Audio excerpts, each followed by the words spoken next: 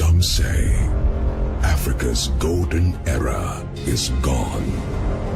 A time when great African kings and queens built their dreams into empires, stretching across the continent and beyond. But we say a new era is upon us. A new set of African kings and queens are on the rise. Driven by the same wealth of character as the kings and queens before them. Building new empires of enterprise with the right partnership. So rise up wherever you are, new kings and queens of Africa. Embrace your full potential and be proud of your heritage.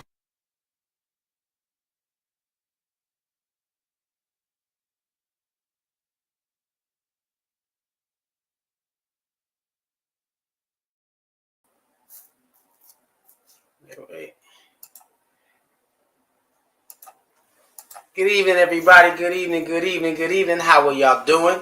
Okay, so now we have a show for you.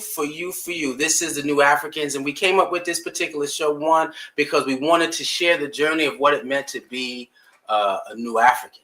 And so we had a bunch of Africans in the building, and they're going to walk this step by step to share who they are. And then I was asked to say, hey, we would like to interact with some of the elders in the community to have that wisdom shared with us. And so I went asking to have somebody here who used to handle the our small group devotionals, where we are knocking the blocks down. And I went to a friend of mine, Karima, and I was asking my friend, Karima, I'm not going to say no names, Karima. As I was asking, I said, who could I call on? Somebody that is not normally up front, but has that power in them that can really talk and share their experiences of breaking through those constraints, those walls, to actually discover the divine self.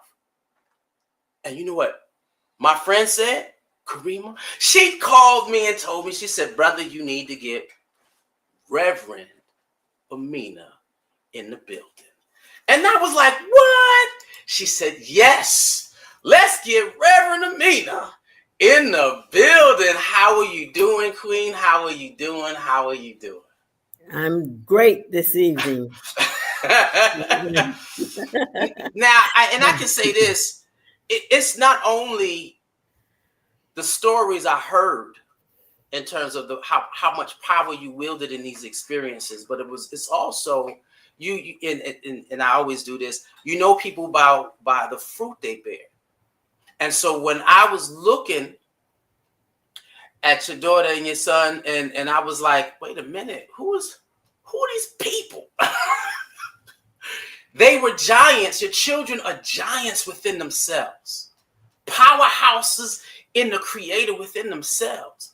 And I'm sitting there like, wow, this is incredible. And then I met the dad, and we're not going to talk about the dad. But then I sat down and I see the mom, and I'm like, wait a minute, really? And so I always say that our first introduction to the community is always the meaning of our African name. So I'm going to ask you to say your whole African name and the meaning, if you can. Okay, my full name is Amina Kabibi Molokai. And Molokai is my married African name. I was Amina Kabibi Naima, which meant peaceful little lady full of favor and grace.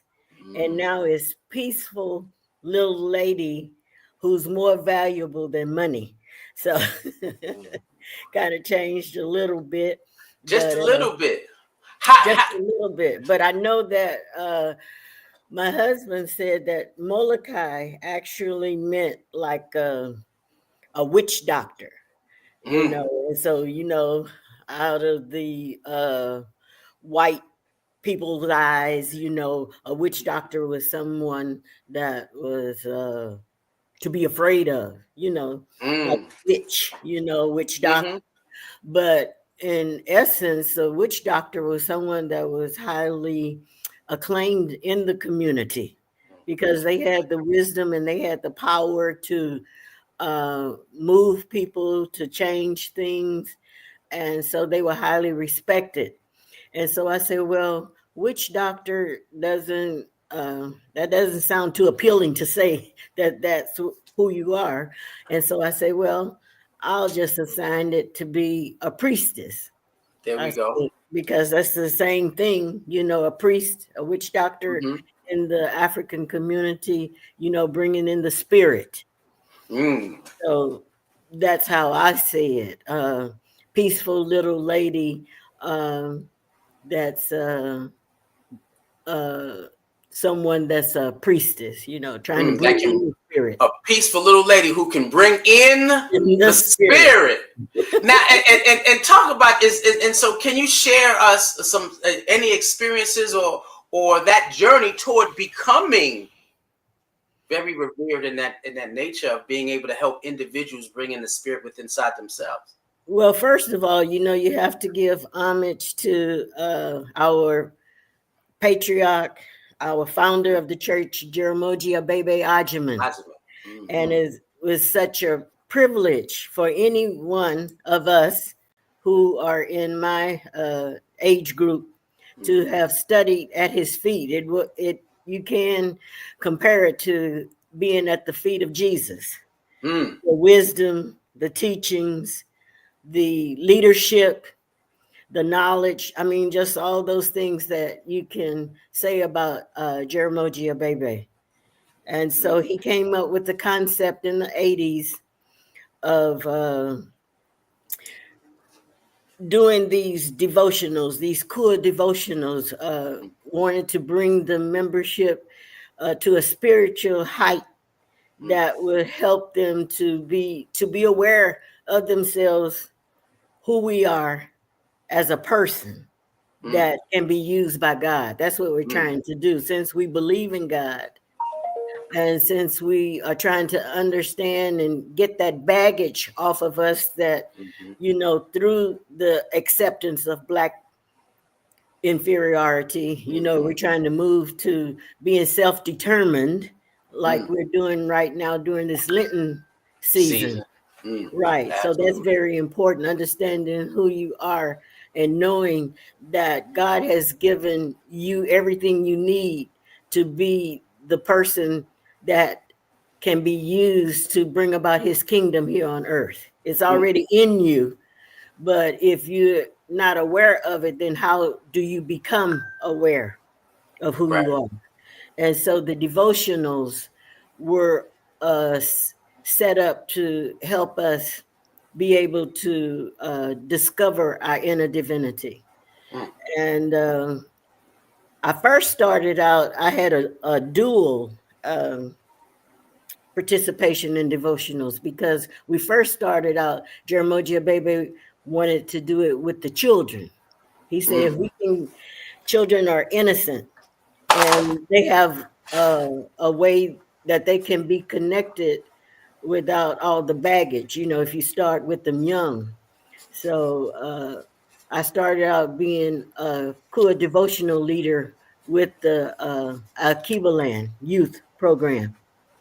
And then after I did it with them for years, then Jaramogi assigned me to be the adult group, one of the Kua devotional leaders. And so that was a little different because, like I say, with the children, they're innocent. You can kind of guide them more where they're less resistant, like, oh, I'm not going to do that, or I don't, see what's important about doing that. They were kind of under your tutelage. So you could guide them a little easier. With adults, they come with the baggage, like, well, I'm not going to reveal anything about myself in this meeting. I'm not sure that I'm interested in seeking the experience of God. So you got to break down all those barriers. And with that, Yes. With that being said, and that's good because I want to bring in and I want to talk about those barriers and how we as a community continue to use our tools to break through those things. So I'm gonna bring in the new Africans and have them join the conversation. Okay. How's everybody doing? Hey. And if y'all will, please go around and let her know your names. Introduce yourselves. Good evening, Reverend Amina. I am Najuma. Okay, Najuma. Go ahead, Nia. Hello, I'm Nia. Hi, Nia. Brothers. Kojo. Kojo, take your mic off. Azola. Oh, he might be talking to How somebody. How you doing, family? How you doing, sister? I'm Kojo. All right, Kojo. Now in the space, and we see Azola is actually, he said he was at training, so he's going to be in and out. So we appreciate him coming into the conversation. Now I'm going to ask, can you, because we talked about children being innocent. We're going to wrap around. We're going to add that, speak on that some more. But I want you to explain the innocence of children, and then you had you said the adults come with baggage. Can you speak on the conditioned self versus the divine self, and how we're trying to get people from that conditioned experience to that divine experience, and how the small group devotionals, the concept of the small group devotionals work toward that with the discourses and all? Yeah, with the discourses, you're telling the story that a person can relate to in terms of a biblical story to help them understand spiritually and religiously, what it takes to be a person that's filled with the spirit of the divine energy that's within us, the cosmic energy and creative intelligence that's already in us.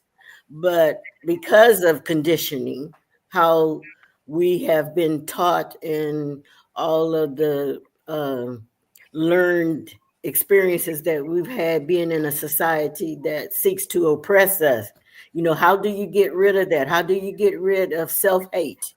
How do you get rid of not trusting another brother or sister? How do you get rid of not being your true self and being a person that can have a positive impact on your brother or sister to help them in a situation? Or if we're trying to work together to do different projects and you don't trust anybody, how can you put your whole self into getting these projects completed in a positive way? How do you rid yourself of distrust and all of those different things that help to separate us, because it's learned, if someone has done it to you, then do you do it back to somebody else, or do you try to change it and say, this is not the way that God wants me to be. This is not how God made me. So am I going to be a seeker? So the first thing in a devotional is that you have an invocation. If you don't invite God into what we're trying to attempt in the devotional, then how can we have a positive and a experiences that changes us to be a better person? So you got to have that invocation. You got to say, we need you, Lord, come into this holy place, Lord, right now. We seek thee. We seek thee, O Lord, right now. You got to bring God into the situation. You got to bring God into the ritual. And so you have that chant. And so by the time you leave invoking God into the ritual, then you have that discourse where you're telling the story that will help you understand why it is you need to change and to understand better how you are already equipped to be a person that can do the work of the Lord. So now, group, so the first question for you guys is, has your understanding of yourself changed in this journey? So before you walked into the building to where you are at this particular point, because I had no clue of the conditioned self. I had no clue of the tendencies that I had that is dubbed to be Eurocentric. You know, last week we talked about the need for African history, African culture, African tradition, and being able to find our identity in our history. And so now we're looking at that spiritual process of it. Have y'all had a scenario where you see yourselves different way before you know, or are you in line with that vision versus the condition? And do you see any tendencies of being conditioned by the world? Has your understanding of yourself changed since this journey? I can go first. So, of course, yes, I would say definitely has changed. And I think kind of what Reverend Amina has really tapped into is, unlike Western religions and, you know, doctrines, there is a separation in the Western world of the divinity and seeking God first, separating you from God. So I think understanding that first was important for me. Well, recognizing that. And then I think that has evolved in just my daily dealings. And so I'll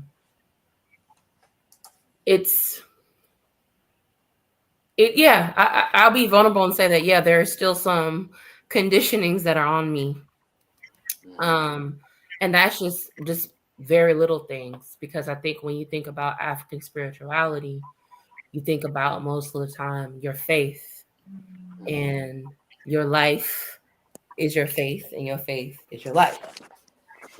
So if you have an understanding of that, you know that it will show up in your life on how you deal with people. It will show up on your life of how you pray. What do you do when you get up in the morning? I had a tendency, I'm getting up on Facebook because I'm consumed with looking up, you know, social media and being involved in what gossip is going on, or, hey, let me be materialistic and look up Amazon. Just so in that sense, those things that we don't think about that become idols and rituals that we actually do that we don't even realize are rituals has completely changed. And I think that first step for me was tapping into kind of that ancestral wisdom, and then also like holistically being well-being, like mind, body, and spirit. Right. So doing away with first recognizing like the traumas that I've dealt with, and being okay to say that I have to release that in order to gain to be my highest self, has helped me for when they do trigger me. There are certain things that trigger me. Mm-hmm. I know I have the tools now of how to deal with it, and not go into being individualistic. I'm calling on a friend, I'm texting somebody to get that communal accountability and support. So it definitely has changed. Even I can say within the last 6 months, I feel like I am pulling more into my divine self. I think the first step was a year ago, joining the church, making the decision to want to be a part of a community like this. But it wasn't just because it was like, oh, this is a nice church to go to. No, it was that, I think I shared it, of understanding, remembering who you really are, and understanding that divinity is within. Yeah. And I also wanted to be like my kids, because I think you made a valid point. Kids don't have baggage. We talked a little bit about this last week. When you are socialized, the first people that socialize you are your parents. When you go out to school, then you go out into social media. Now social media, right? And so many different things that can shape a child's mind. But if they have, like I just said, the resources and the tools to tap in within that divine self, I get jealous sometimes because I do, have certain things around my house. I go to my altar, my children are involved with that.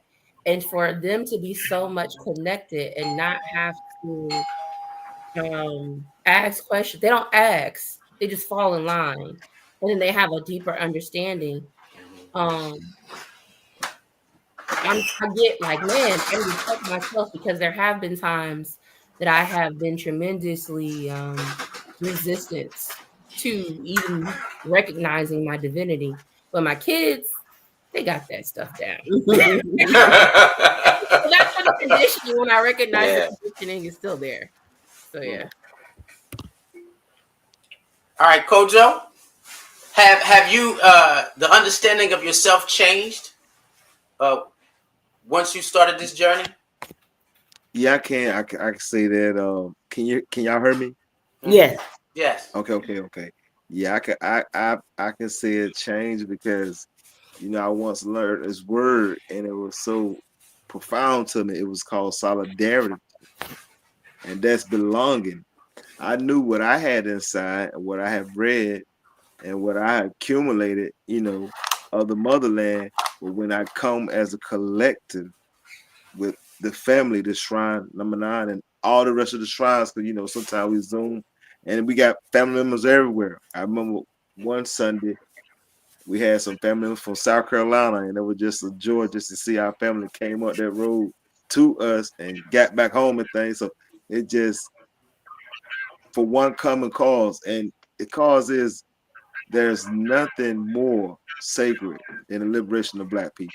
That's right. And it's so amazing because I have aunts, I have children, I have friends, and I have so many people that, I always say to myself, well, sometimes say to myself, if we could just all get it together on one accord, the sky's the limit what we can do. And, I just thank God I've learned so many things that I never knew, so yeah, I could say, and I feel good. I have a family, I have a church, I have a home, and I'm steady meeting my family. I'm meeting you tonight, thank God, and it's just amazing. I love to see my people. I love to see people getting it together, getting it right. So yeah, and my family, they love me back. I get so much love from my family when I come to, and you get the word, you get fed.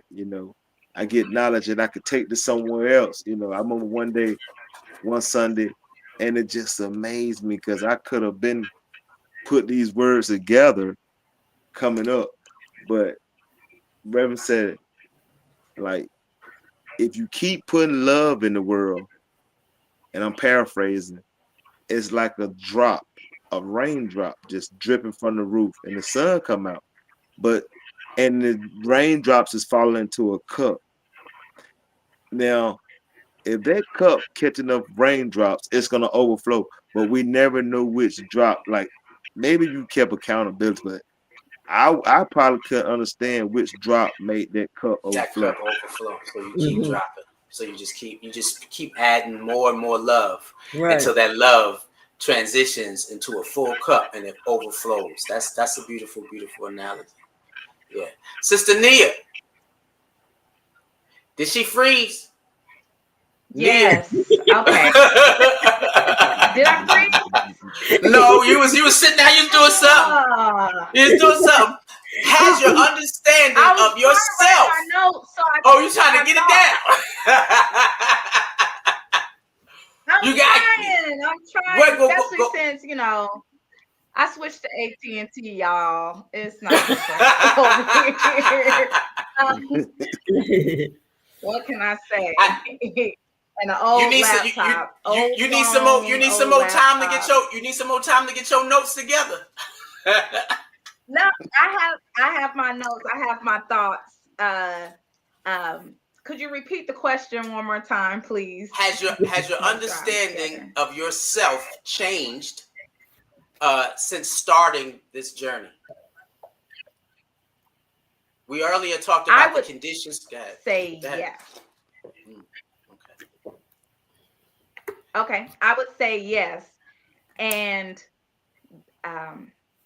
I believe I am currently changing, and my change has been with intent. So I came and I decided to join the church, the shrine, because I was looking to move in my divine self spiritually. I believe that I have always been moving in my purpose. That's my name. It means purpose. Yes. And that's my birth given name. Yes. So I have always, and even without understanding that as a child, I still took paths that led me to that. So I've always, with the guidance of my parents, who've always been knowledgeable and pro-Black and just very aware and realistic of where we come from and what lies ahead. So I've always been on that path. So even and I'm an only child, so being independent and being able to move without the acceptance of others has always been normal for me. I've never been scared of doing that. Just never been an issue. But I always find that my prayers have always been, God, I want to hear you. I want to hear you, or I want to hear and I want to acknowledge it, because even if I hear it, doesn't mean I'm going to do it. So I want to hear it, and I want to move in that. Oh, am I? No. Okay. I want to move in that divine spirit within my purpose. And I find that coming from community and giving back. My brother Daryl, he always told me, hey, you need to make sure you get back. And I'm like, I give back. I have community centers and stuff. Like, I give back on a day-to-day. But I need to give back with moving through Christ, through God, or in the eye of God, as in my best divine self.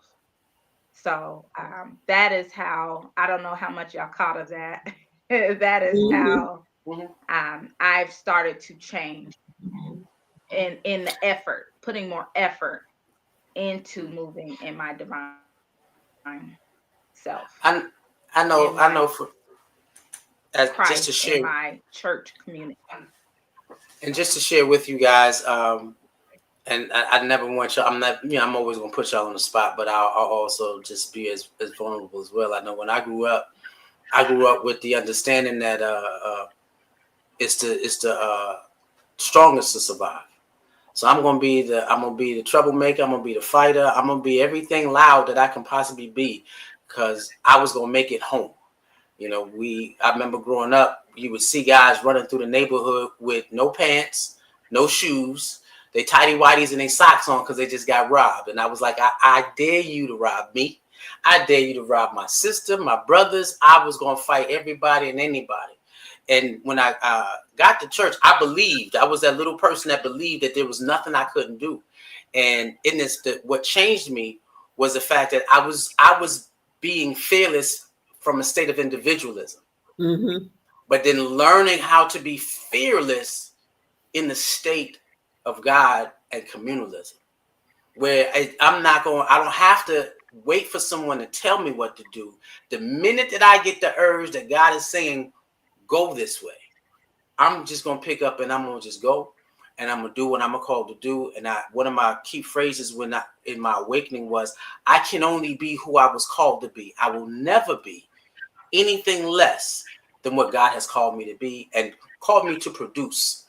And so even in this space is like that, where I sat down and I heard the need of the new Africans wanting to have a strong voice and interact with the community, and then shared the journey with the greater community. I sat down and I was told, get it done, Ajay. And I always move in purpose, in God, in fearlessness. Instead of doing it for the sake of just individualism, I do for the sake of communalism and the growth of the Black community, Black nation. Now, Reverend Amina, you spoke on the small group devotionals And has there been anything since the beginning of the development? Because we now have the understanding of the best self theology. Has there anything been added? Any new practices that we haven't had before that we have added or that we've expanded on in that journey to having individuals go from that conditioned self to the divine self? Just moving, you know, our new effort to becoming your best self, you know, trying to understand and to bring others into that understanding of what that means, your best self. What really is your best self? Your best self is connecting to that inner divinity and creative intelligence that's already within you. You know, understanding that individualism is not only not beneficial to us, it's evil. Being individualistic, just thinking about yourself. You weren't put here on this earth to just think about yourself. God created us to be a communal person. That's what he did for African people. You know, other indigenous people, they understand that concept as well. Communalism, working together, group effort, the group being more important than what your individual needs might call you to try to take care of. You know, you do have needs as a living person, but when we're speaking about your divine self, and when we're speaking about connecting to God, that means that it's not just yourself, that you're involved with other people, and you are needed to have a connection with other people. And so you're not just, you know, out there like you all have, some of you have indicated, you know, that you have children. I have 4, you know, and powerhouses. Yep, I have 4, and I was their I was 2 of their group leaders in the church. So I was one of the few parents in the whole church that actually was there with my children as I taught, you know, other children in the church. You know, I was with my own children, you know, trying to instill in them the values of the church and the values of what it is to be a person that's connected to doing the will of God and following in the footsteps of Jesus. All these things, you know, might sound like, you know, rote, but there is something that you have to keep telling yourself. When you come in contact with a person, are you Jesus to them? Do they see Jesus through you? You know, whether it's in your behavior, whether it's in your interaction with them, do they see Jesus in you? Can you say that? Can they see the Messiah consciousness? Yes. Wow. That's something that could be very simple as just telling a person, have a good day. Asking a person how they feel, you know, listening to a person. All those things help people come out of themselves and feel like this is a good place to be. This world is a good place to be. Everything is not, you know, turned upside down. That there are people out there that care about me, and I should be caring about other people, you know, what's happening, and, you know, working together to be an upliftment to my fellow brother or sister, you know. And it's just some things that it comes easier. It depends on what environment, like Wallenwood Jay was saying, you know, just how you grew up. Like I grew up as an only child, like Nia, you know, and I went to an all-black school, though. That was one thing. Now that is exceptional, yeah, because you know, I went to school. I graduated from high school in 1967. So And then I don't think any of us was here yet. Nope. I tell you, Wednesday is my birthday, and I will happily be 74 years old. Woo! Happy birthday to ya! Happy birthday to ya! Wow. Yes, and I've been in the church for out of those 74 years, I've been in the church 48 years this year. Wow. And I came in with my oldest daughter. She was 3.5 when I joined. So she's been in the church, a member 48 years as well. And then I actually had 3 children in the church. So it's been an experience, but I wouldn't change a thing.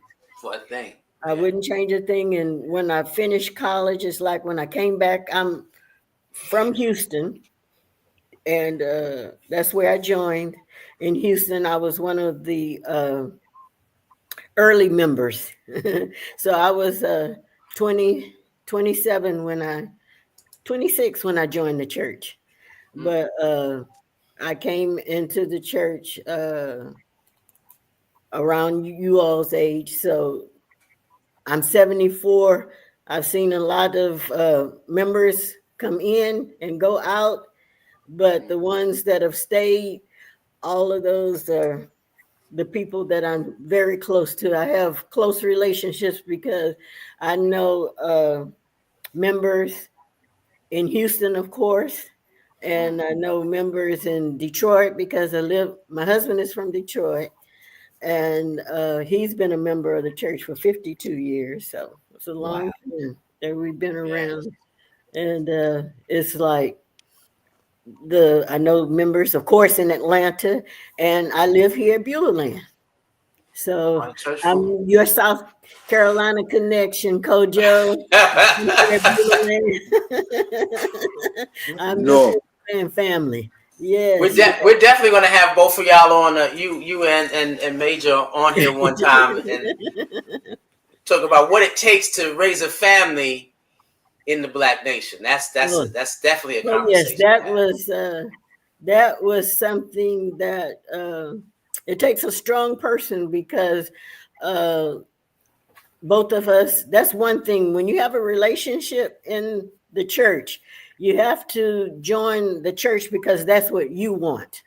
Because if you come into the church because you're involved with someone, but that relationship doesn't last, then you have to be strong enough this is where you want to be. And that doesn't always happen. And for us as a family,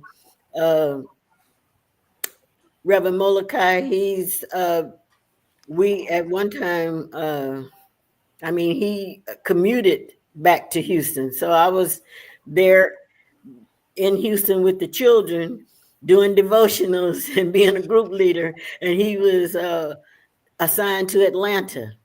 And then and so he would commute back and forth to Houston. And then in 2000, right when I know y'all don't know about Y2K either, but that's right when we had just gotten Beulah Land. And so Jaramogi Abebe said, well, we got to get the children out the city. And so that's when the children came out, and you had the Beulah Land cadre. They came out and were raising the children and everything. And so he was trying to get me to come. And so my son was still in high school, and when he finished, I didn't have a reason to say I couldn't come to Beulah Land. I've been out here 20 years this year. So been out here 20 years this year. We're going to talk, that's going to be definitely a part of the conversation, the need to create land and being able to feed, clothe, and house ourselves in the process of that's part of that self-determination. You have to have that inside the journey to understanding the divine self, because if you're not self-determined, you're not truly experiencing what it is to function from your inner divinity. Right. And like we said, we are, God has given us everything that we need to be a soldier for the Lord. You know, we have everything. Is how we use it, how we understand it, how we try to, as Najuma said that we have to just be aware and we have to make a decision. That's the one thing that we were given above all other creation, is that we have the will to decide. So you have to decide what it is you want, how important it is. And when you're raising a family, you know how important it is to have a foundation that's going to help them, you know. And as the world is changing, that's one thing. Again, I mean, it's just been so many concepts that we've had to deal with in the church, you know. And one of them was, if you can't deal with change, it's hard to be in the nation, because things change all the time. Often. You know, you come in one day and we're doing one thing, and next 2 days we're doing something else. And you say, well, I just got, you know, excited about doing. Well, we're not doing that anymore. We're doing this. And you got to be able, without, you know, saying, well, I'm not ready for that. You know, you got to go and you just got to get ready. You got to get ready and just move on, you know, because what we're doing, like we said, nothing is more sacred than the liberation of Black people. So whatever you do, that's the measurement.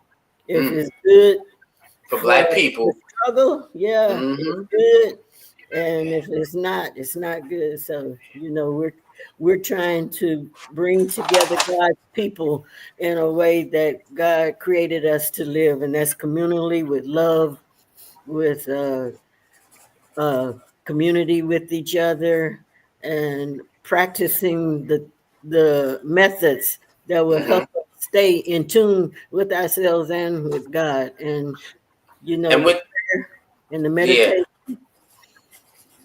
One of the things I want to add, because I can branch off to that, the question to the group, in terms of methods to use to bring you to a higher sense of self. So have you encountered any new spiritual or ancestral practices that you've incorporated since you started down this journey? Anybody have any new spiritual? Yeah, speak on it, Nia. All of them. All of them. I believe the Sunday before last was the first time, even though I've always known about Ash Wednesday, it was the first time I've actually had ashes placed on my forehead. My middle name, Ife, was the first time, you know, I've been giving a name outside of my name. And I believe that was like, I know there are like 2 or 3 in the Bible whose name was changed. But I believe Paul was one of them, correct? Am I correct? It's been, I might need Abraham. Yeah, it went from Abram. Sarah, his wife. And so a lot of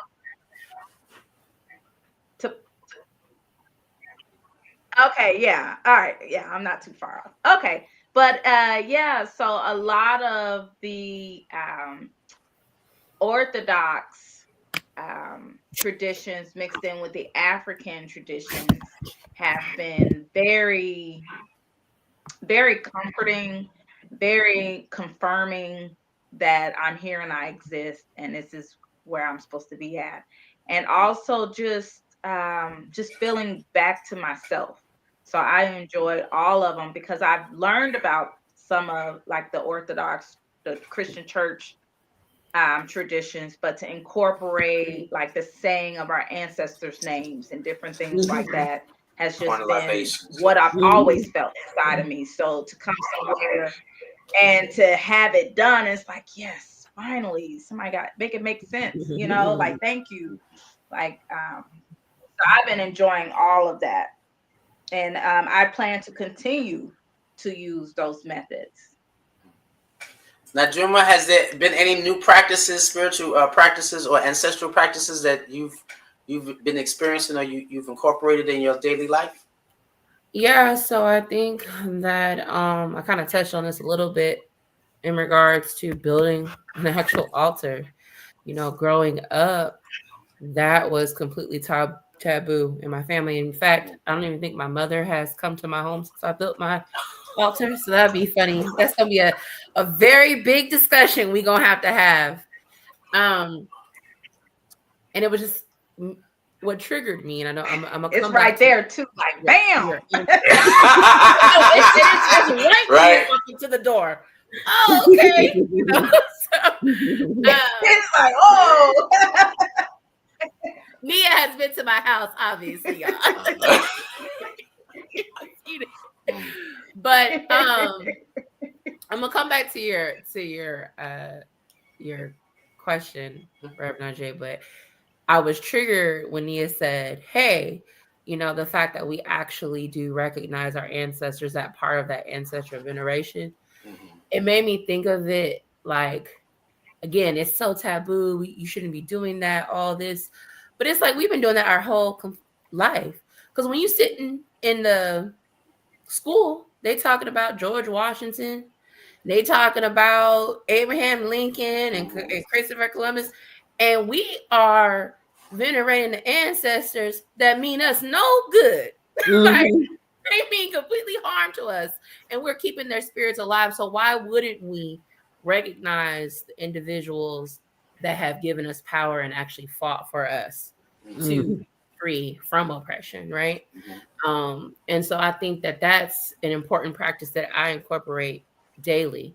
I am constantly talking to my grandmother. I'm constantly recognizing my grandfather. Even the first time I ever did a ritual, I said my grandmother's father's name, K.C. Carey. And the flicker of the candle, and it was like, so just to say that, who's to say maybe not another one of his because I'm his great grandchild, probably has never said his name, recognized him, or called upon his strength. So me then going back to ask my mom, what did your grandfather do? And her saying, he was very boisterous, and he was a sharecropper, and he was from Texas, and he only had one child, which was his, my grandmother. Mm-hmm. So to recognize that when I'm feeling like I need to have strength because I got two boys, let me tell you something. I'm sometimes called K.C. Carey. I'd be like, K.C., because she tells me the story about how her grandfather would get on her and her brothers and sisters, and there was 12 of them. So if I only got 2 or 3, and 2 of them, gets to be, if he can get 12 in line, I need to call his spirit, right? Right. So I am doing that. I'm like, hey, KC, give me something to say to these little boys and calm them down. And I'm telling you, sometimes I will hear myself say things, and I'm like, that sounds like something Mary would say, my grandmother. Mm-hmm. So I think recognizing that ancestral veneration is so important in my life, and it's so important now in my children's life. My daughter just went on a trip to New York, and she texted me in the bathroom. She said, Mommy, there was a devil sign in the bathroom. And I said, well, what did you do? She said, I started praying, and I started calling on my ancestors to protect me. Right. So I'm like, okay, whatever I'm doing, whatever we are doing within the community is showing up for her to be a different being. Yes. And I think, I wrote, because I was journaling earlier, and I said, I've learned to trust the unseen forces that shape my path.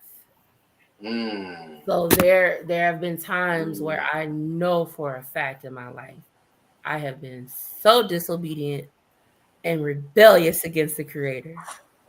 But I know what that feels like to be out in the world and not be connected. And I know what choices that I've made and that have caused some good and caused some bad, right? But to actually respect that and to learn to trust it that's something different spiritually for me, because before I'm always questioning it.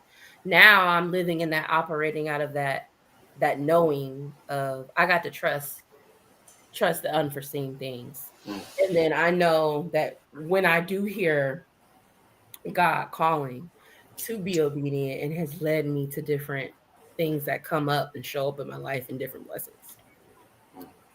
Yeah. That's beautiful. Yes, it How? is. Yeah. How you say? What are the other things that you see when you say you're adding these practices, and what are the things that you see in your children that are changing? What did I see in my life? In your children that are changing. Everything. Their prayer life, not just the middle boy, the younger one, wanting to add into that, understanding that they can meditate and calm themselves down. Mm-hmm. I think that the way that they have an understanding of nature, Mm-hmm. even picking up a flower is different for them. Not killing a bug. What are they watching on television? My mom's like, your kids is weird. They look up stuff on YouTube and watch. They be watching like about like African history. Like we were in out of Africa. Was it out of blackness, out of darkness? Out of the darkness is their favorite. Yeah. And they're 7 and 9, and they were like, literally, we were sitting in church on Sunday, and my baby said, "Mommy, when we get home, can we watch? I didn't even know that there's a new Out of the Darkness version, and they know that it's a third one, and it's on HBO Max. Just shouting that out, but like my baby knew, like so." Not wanting to watch certain things, crying when they're seeing violence. And they are boys, so they always hit each other or something like that. All the time. So just that way. I think also how they show up at school, them understanding the God within them is a big one. I talk about this every week, but them experiencing children's church, them understanding, I think even, on Saturday, my calling has been to youth ministry. And so working with them on Saturday, we're doing a communications class, and Reverend Ajay is up there and he's speaking to them. He's saying something about the God science, and the baby corrected him. It was like, no, it's engineering and it's math. You are God's math. And it was just like the teacher was being what was happening. No, let me correct that. It's science, technology. You are God's, and when I teach them, they are God's science. Mm-hmm. They are God's technology. They are God's engineering. They are God's artwork. And they're God's mathematics. They are the steam of God. And he said, excuse me, Reverend Ajay, yes, you forgot we're God's agriculture, right? And I said, the A can be used for art or agriculture. I just chose not to use it at that moment, little man. Yeah, but I mean, like, gotta say agriculture. I understand. Yeah, so I mean that shows up for them. Really their behavior, and I think their understanding of just how they move, like just the way they move differently. And I know that like as a mom, I'm very honest like with my kids about like their behavior. I could say that they were a little mannish, very mannish last year, but they have truly, I'm proud. They have made me a proud mom to be really learning alongside them in this journey, because when I see it in them, it makes me feel so much fuller. It does that. It definitely does that. We're heading to the end. We got a little overtime. Reverend, is there anything that you could say as they go to help them continue on this journey? Any good words? No, I'm thinking that they're following the right path just by listening to their comments and everything. And it's just a pleasure, and it's an honor to be able to see and hear the younger generation. Like I said, I'll be 74, so somebody's got to come behind, and be able to take over the responsibilities of building a Black nation with power and teaching our children and being self-determined. When Jaramogi Kimathi was preaching on Bilakuta this week, that's what he was saying, that this was a very special Lenten season, and we're dealing with Kujichagulia, self-determination. And so we know that at some point things are going to have to move to the next generation, for real, And so it's just good, and it's a very good feeling to know that we have the good hands and the good minds and the good spirits of those who you don't know everything, but you are trying to learn something every day. And that you do understand that when God calls you, you need to answer. And so where you are now is where God wants you to be. And we pray that you continue to strengthen your faith and that God continues to move you in his divine direction. Amen. Amen. Amen. And Ashe. We're going to come visit you on Beulah Land. What you say? We're going to come visit you on Beulah Land. Yes. Next month. Don't they have something next month for the anniversary? The anniversary, I guess. Next month is there might be something where Atlanta might be coming to visit. Oh, really? Okay. Yeah, there may be something set up where Atlanta may be coming to visit during the month. I haven't gotten the. Don't quote that, because not in general, because I haven't gotten the agenda.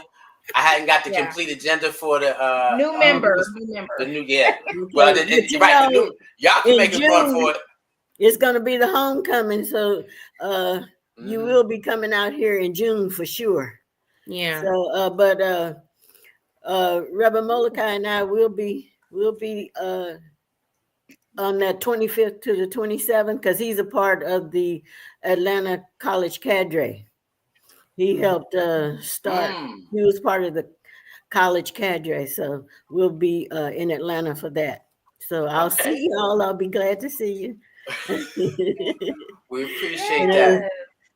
Yeah, it was definitely an honor, y'all, letting me speak to you this evening, and God bless you, and God shower you with the strength and the faith to move forward and to keep the faith, and to just understand that each day, each opportunity is another opportunity for you to come closer to being your divine self. All you have to do is be open and to ask God, say, I don't know all about this right now, but I'm here to learn, and I'm ready to put my faith out there and just step out there and know that this is what you would have me do. So, I just feel, just talking and speaking with you and listening to you, like I said, I feel good. I feel good about the next generation taking over the reins that we have built, because first we started with the 300 in 1953 with Jaramogi Abebe. Then we moved to the next generation. Now everybody, I believe, everybody that walked out of St. Mark's with Jaramogi Abebe is deceased now. Wow. Now everybody with Jaramogi Kimathi, we're all in our 70s and 80s. So and in here, one of the things Deja Naba said, which was and I didn't know, because as I invite people in, because Deja Naba came in on the Keebland Inspirational Sunday, so I also I live streamed the youth services, and as I was talking to her, she got emotional because I didn't know that she was one of the individuals that helped start a Keebland. Yeah. And so she's telling me her story, and she said, I've been holding this plow for so long because I didn't see what was coming behind me. So I was not going to let this plow go. And so she says, I'm going to hold on and I'm going to continue plowing until I know what's coming, because I ain't letting it go until this is going to be hand. And so she looked at me and she said, Jay, with all that you're doing with the youth and all you're doing in the community, I don't get emotional. When she says, you know, you make me feel like it'll be okay when it's my turn to transition. Right. You know, right. and so, you know, I remember telling Mwenda during COVID, he said, brother, if we ain't recording, you know, we doing funerals. And I said, man, I know personal individuals, you know, the generation before me. I said, I see nothing but powerhouses. Nothing but powerhouses surrender to God and the development of the Black nation. And I said, I'm already caught up. They ain't got to worry about nothing, because I'm not going nowhere till it's my turn to transition. And as I can bring usher in the new Africans. And so I appreciate y'all coming in, and we'll see you next week. Next week we'll be talking about the culture. Today's going into the divine self in today's culture, African culture of yesterday to the liberation struggle of before, into this new culture, and how does that looking for you, right? So it's a whole new thing, because we have a lot of people embracing who we are, but very few people are building a Black nation. You know, and so we'll talk about that next week. All right, y'all. All right. Ashe. Ashe. Ashe. All right. Ashe.